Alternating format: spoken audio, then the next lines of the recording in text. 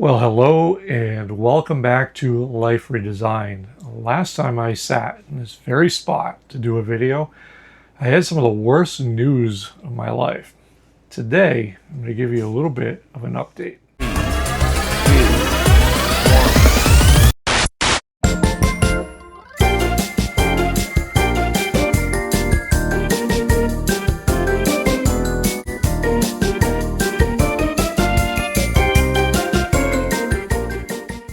All right, first I'm going to say welcome back, Karri, back from the dead. Here she is, live and in living color. And we have a whole lot of stuff we want to get through in this video because there was, wow, the support one, I got to say, is just absolutely crazy. While you were just living it up, having a great time in the hospital.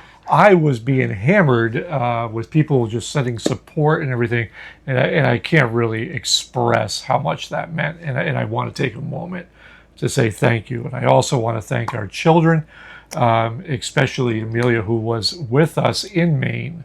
If it wasn't for her, I probably wouldn't have gotten through a lot of this.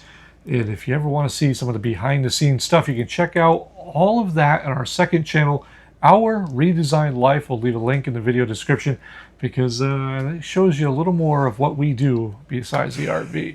And speaking of business, we'll be uploading this video with connected internet. If you need truly mobile, unlimited, high-speed internet for van life, RV life, and so much more, check out Connected Internet. Also, a link in the video description to save you $35 off. All these things that I've had to do on my own. But on a serious note, again, we want to thank everybody, but really this isn't about me and about what I feel. This is really about you. So I want you to go through, and I know I tried my best in that video to convey what had happened, but really no one's going to be able to tell everybody the way you can. And also provide an update and what this means not only next for us as we continue our lives, but what it means for RV life for us. And what everybody wants to know is if we're continuing on or what we're doing. So why don't you take us right in from the beginning? So it was a Thursday morning, like any other work day. Bob was doing his thing after his morning meeting. We usually go for a walk, which we did, and that was fine. Came back, I made breakfast. All was good.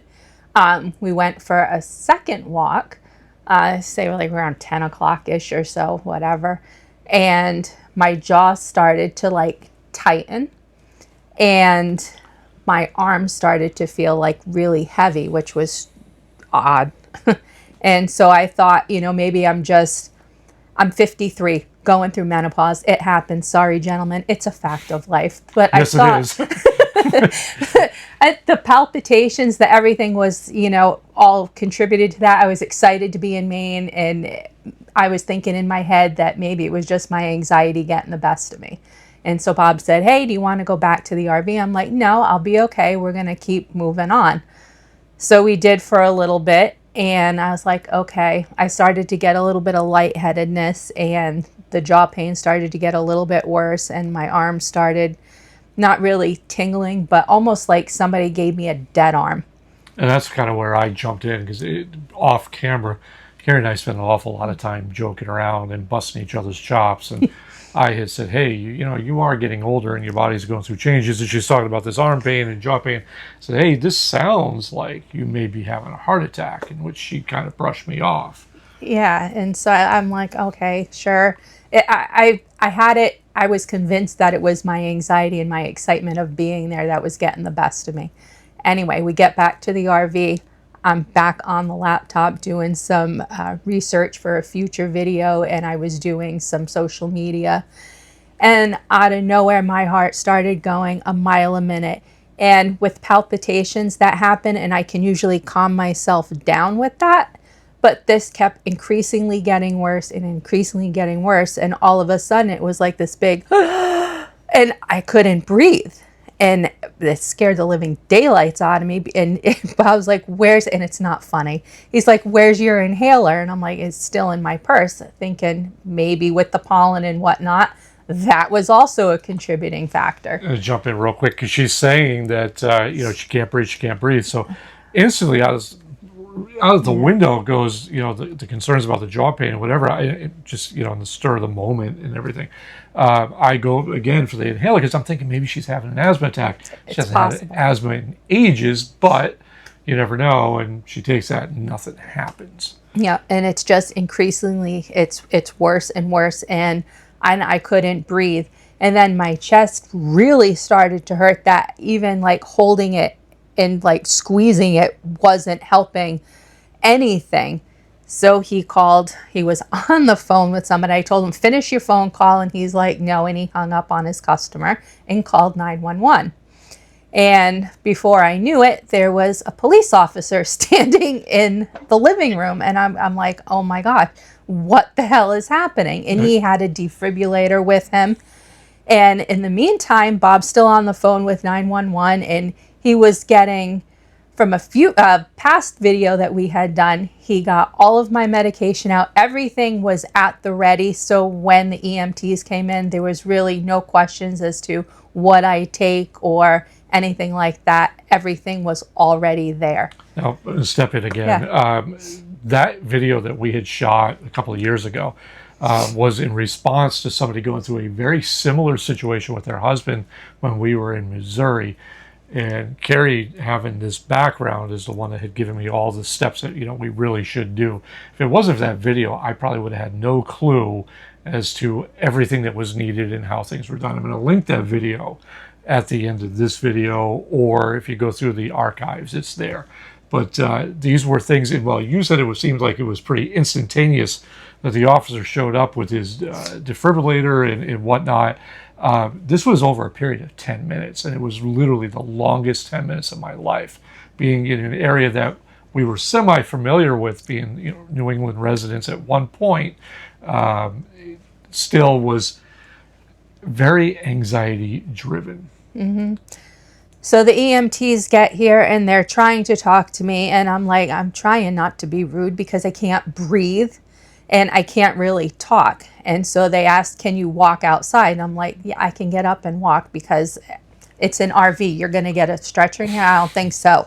So I walked outside, sat on the stretcher. They load me in, and they shut the doors. Now keep in mind, there's 3 people back there at this point, and everybody's doing IVs and poking and this and putting stickers on and the other defibrillator, those stick-on things. And I'm going, oh my God, what is happening?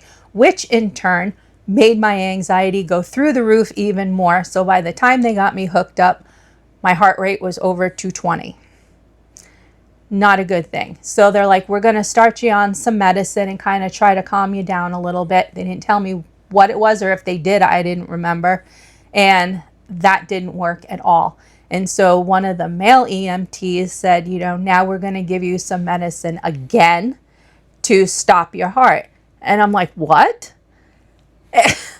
Like, oh my God, no. And they're like, just breathe through it. Okay. So they did it, and I was breathing, and it felt, if you ever had an MRI, and you know how they put the medicine in your body, just feels hot, like all over. It's just instant hot. And you know when they're going to actually do the medicine because he squeezes the IV bag and then he tells you to breathe. And while your heart is stopped, your brain is still going a mile a minute. And it's a really horrific feeling. And so they did it that time, and the second time it didn't do anything. So they got on the phone with the hospital and they said, do you want us to shock her? I'm like, what? And I'm like, if you're gonna do this, you're gonna put me out, right? Because I don't need to be feeling this. And so they said not to do it, to try it one more time just to get me stable enough for transport. Well, they did it a third time, and the third time it hurt. Like, it wasn't hot. It was just, all I felt was like pain. And they're like, breathe, just breathe. They're like, you've had kids, right? And I'm like, I had 3. What does that have to do with anything? Like, this makes no sense. I'm 50. I am not doing, come on. And so they're like, okay, we're going to hold your legs and you're going to push down and bear down like you're doing that last push. And I'm like, okay. And that didn't do anything. The medicine didn't do anything. So they hightailed it to the hospital, and they were on the phone with the hospital for the majority of the ride. I will say that they did come in, or I say come out. I was sitting outside just basically waiting to follow them down to the hospital.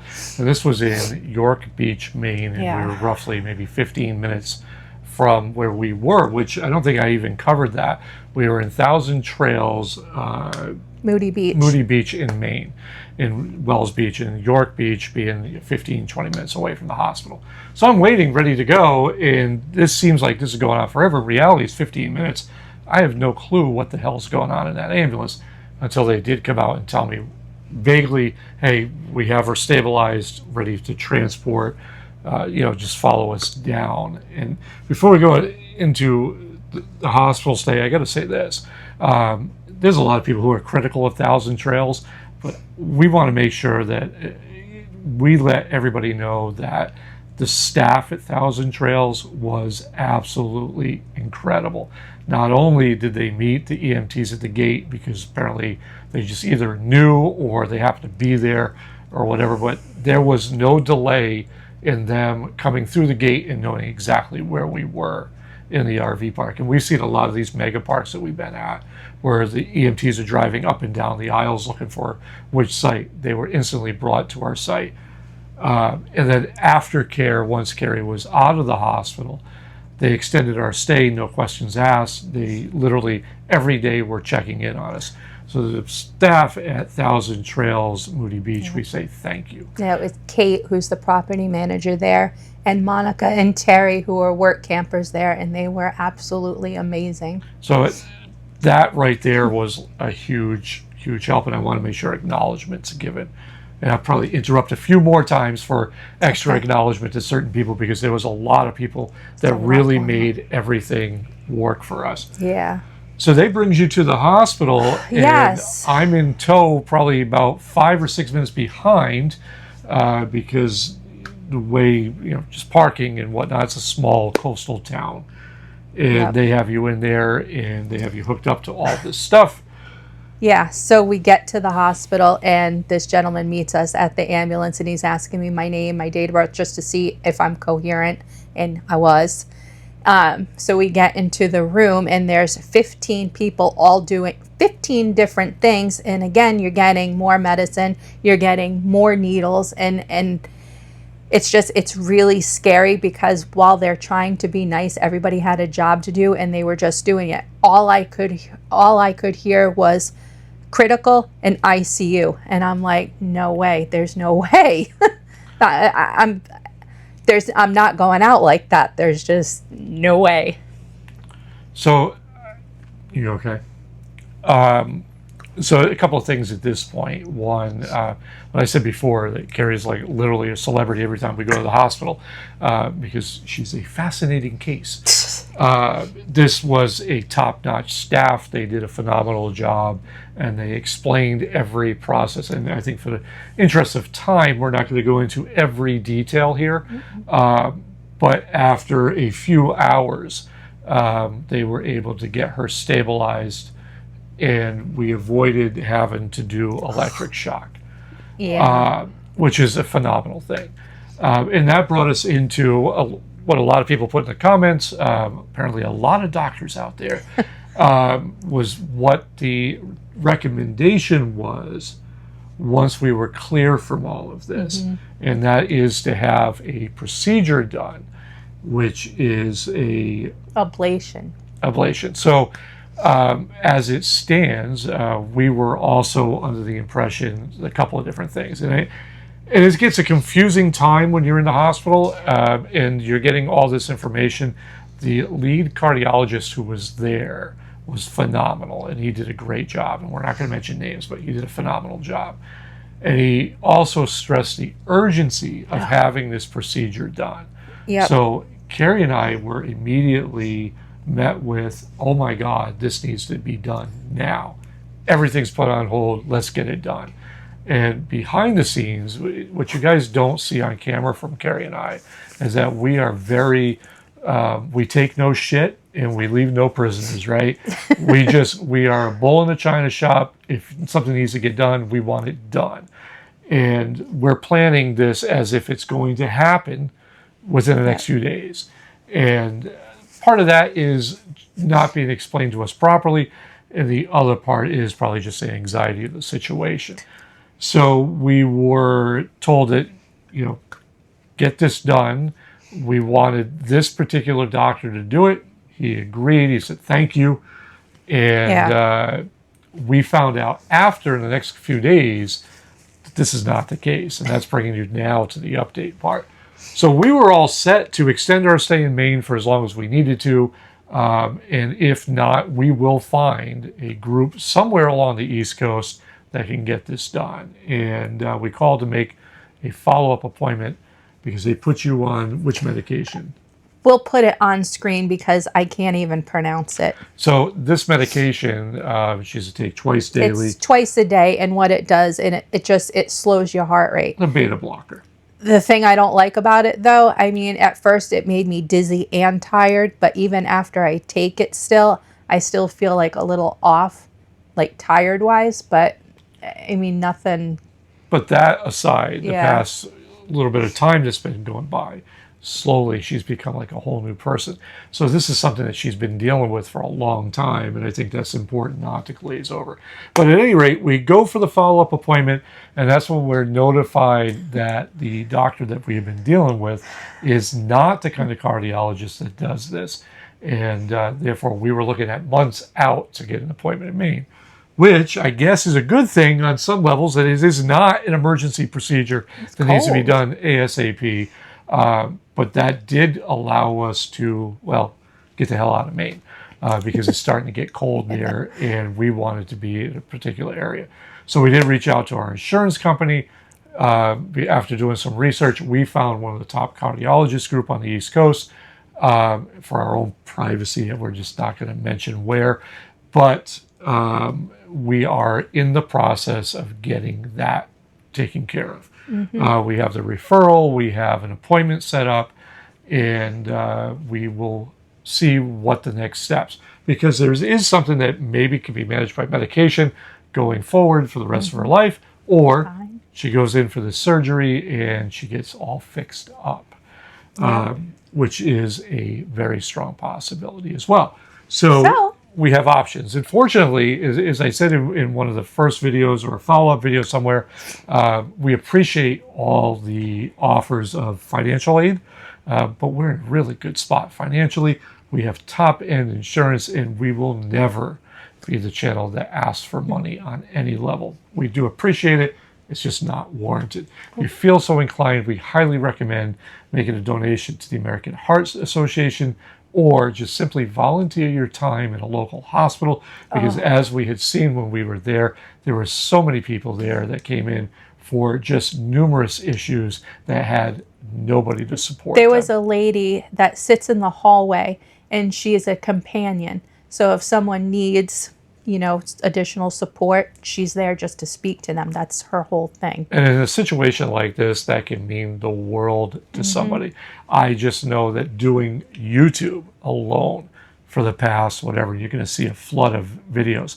I was reviewing everything I could just to keep busy.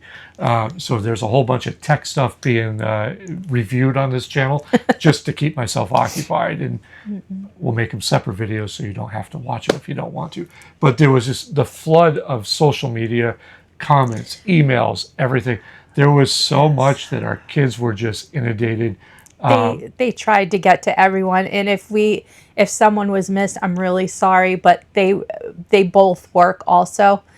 And on top of Amelia being with us, pretty much daily, I was talking to RJ pretty much daily. So it was really it was a lot. So if anyone was missed, please don't feel slighted or anything. It was not intentional. I appreciate all of it. And we definitely want to make sure that, I want to nail that point home a little more, is that if you felt the reply was short, or you just got a heart on a comment or something, please don't take it personally. It was a lot to get through, and we didn't expect, as of the time of this recording, over 40,000 views on that video. We didn't expect that at all. We just were updating our audience. That being said, we would, at the same time, we recognize a pattern on YouTube where drama videos or emergency videos do real well. Didn't mean to stop you here, but there's so much more out there from a lot of channels that aren't just have to be high drama. Watch the other videos of a lot of channels. You'll find a lot of good content that doesn't need to be all in your face all the time. Yep. So what does that mean for RV life for us? That's one of the questions that did come up quite a bit. That means we keep keeping on. I'm not done yet. Now, I know you don't get to choose your time, but I took this as a warning, and I'm not stopping. So we are going to continue. We are Yeah. going to push forward. We are going Absolutely. to keep this in the back of our heads, obviously, at all times. And we may slow down a bit on what we're doing and not race to everywhere, but we're not done. No. And we're going to keep moving. And some of that stuff you'll see here on this channel. And again, a lot of stuff on the second channel as we start putting out videos there. And just a little more what we actually do besides these videos and, well, the talking head videos. But we do appreciate everybody's support. Probably a little longer video than we wanted to make, but we wanted to make sure that everybody knew what was going on and got to see that I have proof she's alive. I'm here. And she's still kicking and not going anywhere. No. Anything that you want to end this video with? Oh, no. Believe it or not. Wow. Well, I'm just getting back into the swing of things. I'm like, huh? What? don't worry, she'll be back to her sarcastic self in no time. Oh, it's getting there. Until next time, I am Bob. I'm Karri. And this is A Life Redesigned. Bye.